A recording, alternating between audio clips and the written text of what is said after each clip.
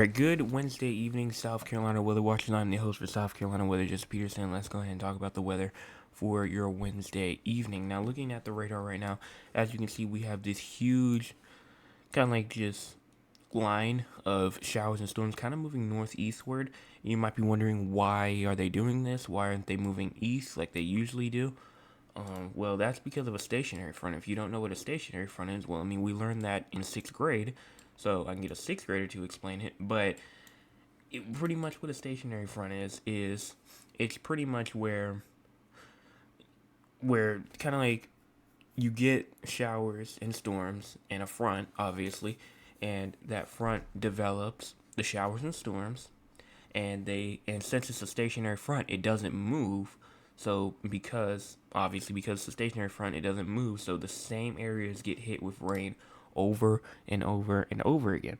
Now, like looking at the total precipitation rates, you can obviously see, like, if you're inside that line that I just showed you, I mean, you probably got a good 1 to 2 inches of rain today. So again, if you were just inside that stationary front, I mean, some places I see around 2.36. I just saw 2.5. So again, I mean, just pretty much, if you're just inside that where that stationary front is, a good 1 to 2 inches of rain probably did fall at your house. But looking at the entire United States, just in general, if we go ahead and switch over to the MRMS, switch over to the winter weather radar, as you can see, pretty much have a whole line of rain, and just rain pretty much in general, going from Maine all the way down to the Northeast, going through the Mid-Atlantic down into Florida, with those storms in South Carolina, as well as showers and storms down in the South Central U.S. We also do have some snow up there inside of the upper Great Lakes region, and up there inside the northern U.S. and the West. Well, they're probably just used to the rain at this point, because as you know, they've been getting rain over and over and over again. Looking at our weather watches and warnings, though, we do have some rainfall warnings up there in Canada for just some heavy rainfall. Flood watches up for Florida, Georgia, North Carolina, and Virginia, as well as dense fog advisories out there up to sea. And we do have some winter storm advisories and wind advisories for the west, as well as a little winter weather advisory up here inside of Minnesota. Just a little lone winter weather advisory just for one county up there. So we have that, and let's go ahead and move on, talk about our cloud cover for right now. Now, you might look at the cloud cover and be like, well, that looks really weird. What is going on there? Well, the blue obviously is the low cloud / fog, and the white is the mid to high clouds. So obviously, with that stationary front there, you see you have those high clouds, and surrounding it, you kind of have like some low clouds that are kind of surrounding it. We do have some clearing for the Lowcountry of South Carolina, going kind of up towards western Myrtle Beach as well. We have some clearing going on there. And then we also do have clearing going on inside the very northern upstate as well. But mostly everybody right now is over has clouds over them right now. Look at our current temperatures for right now: 59 in Greenville, 64 in Columbia, 70 in Charleston, 68 in Savannah, 64 in Myrtle Beach, 53 in Rock Hill, and 59 in Anderson. If you need to see another location, you can go ahead and check in and see what locations you can see. Here's our day one minimum temperatures for tonight: 53 in Columbia, 52 in Sumter, 53 in Florence, 57 in Charleston, 58 inside of 57 Myrtle Beach, 58 Charleston, 53 and 59, I think that is, inside of Savannah, 53 in Augusta, and 49 up there for Anderson and Greenville, Spartanburg up there. Talking about our max wind gusts for the next 24 hours. Max wind gusts could get to around 30 in the PeeDee region, Myrtle Beach, Florence, 25 for Sumter, 23 for Columbia, 26 for Charleston, 21 for Augusta, 25 for Savannah, 16 for Anderson, and 26 to 30 miles per hour for the Greenville, Spartanburg region. Talking about our precipitation for the next 24 hours. Precipitation for the next 24 hours can get around 3/10 of an inch inside of Augusta, 7/10 of an inch for Columbia, 1.2 inches for Sumter, 1.6 for Florence, 1.5 for Myrtle Beach, and 0.9 that is for Charleston, 0.7 for Savannah. So obviously, you can see like these purple here. It kind of goes from Allendale through like Ridgeville, Somerville, up through northern Berkeley County, Sumter, Myrtle Beach, Florence. Y'all will still probably need to expect another inch of rain. The upstate, you're done with rain, especially like the very western upstate. You're pretty much done with rain. Don't really have to worry about anything when it comes to that. Now, here is our storm prediction center for today. Our outlook, I should say. As you can see, we do have a marginal risk of severe weather still in effect for mainly the parts of the, pretty much most of the Lowcountry, pretty much I should say all of the Lowcountry, and for some of the PeeDee region going up towards Myrtle Beach and the North Carolina, South Carolina line for severe storms. Obviously, it definitely shrunk because earlier today it was pretty much almost, it was the Lowcountry, the PeeDee, and the Midlands, but now it gets rid of the Midlands and some part of the PeeDee region. But if you go ahead and come down to the discussion, they do talk about it, and they say no major changes have been made to the outlook. The evolution of convection remains uncertain across North Florida due to ongoing storms, but redevelopment of few strong storms remain possible along the cold front in the southeast Georgia and the Carolinas late. Obviously, it says late this afternoon into this evening, but probably should say late tonight. Storms have recently developed across central Texas, and they talk about all that. And pretty much a broken line of thunderstorms continue to move eastward across northern Florida Panhandle this morning, and it will move offshore, and they pretty much talked about that. So, the storms are obviously developing. We just saw them from that stationary front.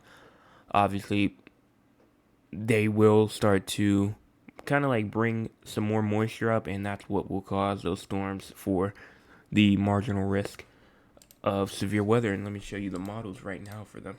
So if you go ahead and switch over to the HRRR, and I switched over to scene 2, see the HRRR right here.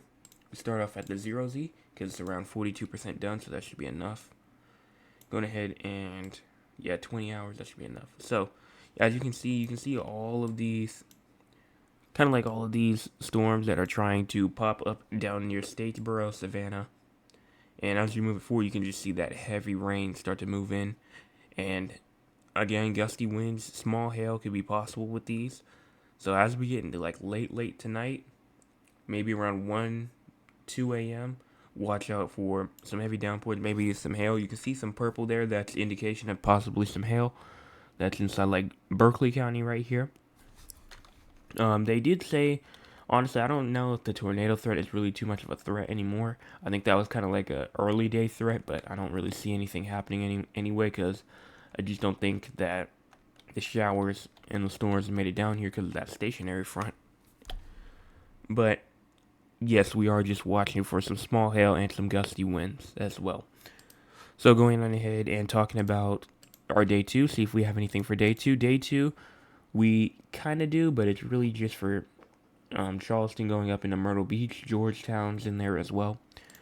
And if you go ahead and look at the day 3, not anything for day 3. Day 4, 5, 6, 7, and 8, not talking about anything for those days either. Here's our weather prediction center outlook, our day 1 risk of excessive rainfall. We still do have a marginal risk of excessive rainfall, mainly for the PeeDee region of South Carolina, again for Myrtle Beach and Florence, going up into North Carolina, even a slight risk of excessive rainfall getting put in for North Carolina, which is why they have that flood advisory going on. And so that's all I have to say about that. Watch out for some minor flooding. Not really watching for like flash flooding, but really just gotta watch out just for some minor flooding in those creeks and streams and places like that. And if you live in a low-lying area. Here's our scene 2. Let's go ahead and switch over to that. And here is the GFS model. Let's go ahead and talk about the future. So looking at the future, starting off at 8 p.m. tonight, as you can see, here it is. I'm going to switch over to the winter weather radar, or the precipitation type. As you can see, as we push it forward, obviously this storm system that you can see over here to our east will move off. And you get a whole bunch more snow and some more rain hitting the west. And that system that I showed you just a couple of minutes ago, that's just the beginning, because this is really what it's going to look like over here in the west. Push this forward, and as you can see, you have the rain over here, you have the snow up here, and then obviously we're clear right now. Obviously after that storm system kind of leaves us, we're going to be clear for a while.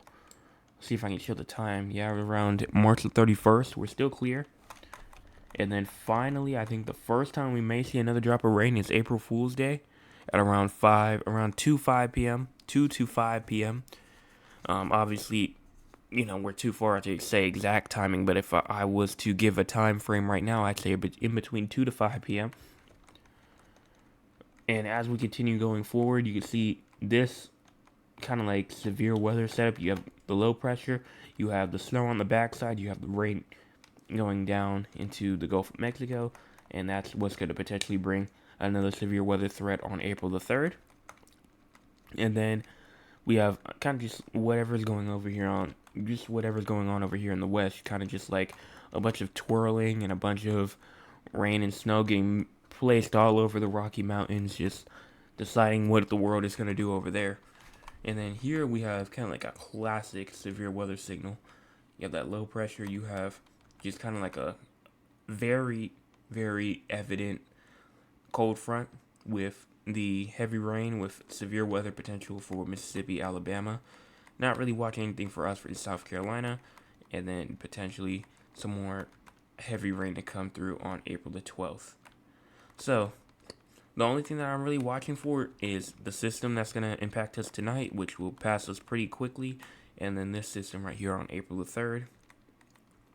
And that's all I'm pretty much watching for. So, yes, we just gotta wait for April the 3rd to come and get closer, and we'll see what happens. But thank y'all so much for watching this forecast update, and I will be back tomorrow morning with another forecast update.